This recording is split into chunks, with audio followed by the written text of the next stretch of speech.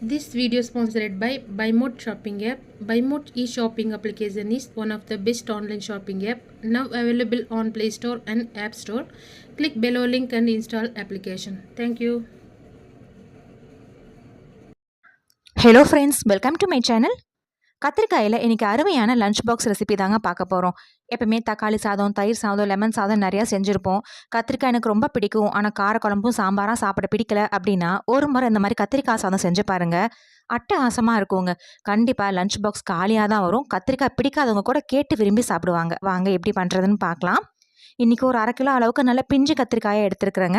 இது 2-3 டைம் நல்லா கழுவிட்டு சின்ன சின்ன பீசஸாக கட் பண்ணிக்கலாம். ரொம்ப நீள வாக்குலையோ இல்லை ரவுண்டாவோ கட் பண்ணாமல் எந்த அளவுக்கு கொஞ்சம் பொடியாக கட் பண்ண முடியுமோ அந்த அளவுக்கு நல்லா பொடியாக கட் பண்ணி எடுத்துக்கலாம். எனக்கு இந்த அளவுக்கு கட் பண்ணிவிட்டு உப்பு கலந்த நீரில் போட்டு எடுத்து வச்சுருக்கேன். இது ஓரமாக எடுத்து வச்சுருவோம்.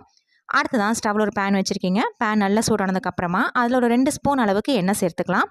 எண்ணெய் நல்லா சூடானதுக்கப்புறம் ஒரு 1/2 டீஸ்பூன் அளவுக்கு கடுகு சேர்த்துட்டு, கடுகு பொரிஞ்சதுக்கப்புறமா 1 டேபிள் ஸ்பூன் அளவுக்கு உளுத்தம் பருப்பு சேர்த்துருக்குறாங்க. உளுத்தம் பருப்பு நல்லா செவந்து வந்ததுக்கப்புறமா இது கூட ஒரு கைப்பிடி அளவுக்கு பச்சை வேர்க்கடலை சேர்த்துருக்குறேன்.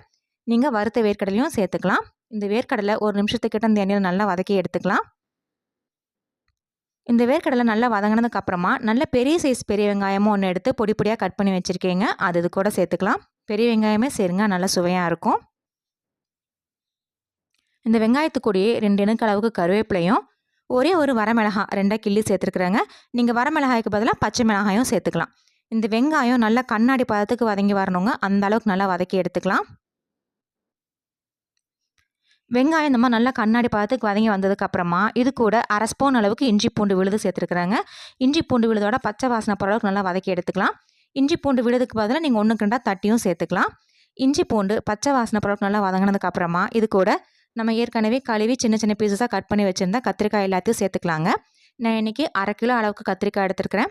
1.5 டம்ளர் ரைஸுக்கு பார்த்திங்கன்னா இந்த கத்திரிக்காய் போதுமானதாக இருக்கும்.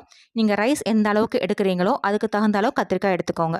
அதுவும் பிஞ்சு கத்திரிக்காய் எடுங்க. அப்போ தான் அந்த காரம் இல்லாமல் நல்லா சுவையாக இருக்கும். கத்திரிக்காய் எல்லாம் சேர்த்ததுக்கப்புறமா 2 பிஞ்ச் அளவுக்கு மஞ்சள் தூளும் இந்த காய்க்கு தேவையான அளவு உப்பு சேர்த்துட்டு காரத்துக்காக ஒரு 1/2 ஸ்பூன் அளவுக்கு தனி மிளகாய்த்தூள் இல்லை சாம்பார் மிளகாய்த்தூள் சேர்த்துக்கலாங்க. உங்கள் காரத்துக்கு தகுந்த அளவுக்கு சேர்த்துக்கோங்க.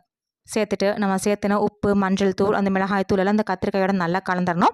அந்தளவுக்கு நல்லா கலந்து விட்டுட்டு நம்ம அந்த கத்திரிக்காய் ஒரு 10 நிமிஷம் ஒரு லோ ஃப்ளேமில் வச்சு வேக வச்சு எடுக்கணுங்க. தண்ணி எதுவும் தெளிக்க வேண்டாம். நம்ம சேர்த்துருக்கிற அந்த எண்ணெயிலையுமே வேகும்போது விடுற தண்ணியிலையுமே அந்த கத்திரிக்காய் நல்லா பூ போல் வெந்து வந்துடும். சப்போஸ் உங்களுக்கு கத்திரிக்காய் வேகலை அப்படின்னா மட்டும் லைட்டாக ஒரு கைப்பிடி தண்ணி தெளிச்சுக்கோங்க. எனக்கு தண்ணி எதுவும் தெளிக்கல. நான் சேர்த்து எண்ணெயிலே தான் வேக வைக்க போகிறேன். இதுக்கு ஒரு மூடி போட்டு ஒரு 10 நிமிஷம் லோ ஃப்ளேமில் வேக வைக்கலாம். வேகிற டைமில் இந்த சாதத்துக்கு தேவையான மசாலா வறுத்து அரைச்சிக்கலாங்க. அதுக்கு ஒரு பேனில் 1 ஸ்பூன் அளவுக்கு வெள்ளை உருட்டு உளுந்தும் ஒரு 3/4 ஸ்பூன் அளவுக்கு கடலைப்பருப்பும் சேர்த்துக்கலாங்க. சேர்த்துட்டு இந்த சேர்த்துன உளுத்தம் பருப்பும் கடலைப்பருப்பும் லைட்டாக செவந்து வறுப்பட்டு வரணும். அந்தளவுக்கு நல்லா வறுத்துக்கலாம். லைட்டாக செவந்து வர டைமில் இது கூட ஒரு 1.25 ஸ்பூன் அளவுக்கு வரமல்லி சேர்த்துக்கலாம். வரமல்லி ரொம்ப அதிகமாக சேர்த்துறாதீங்க, அதோட டாமினேஷன்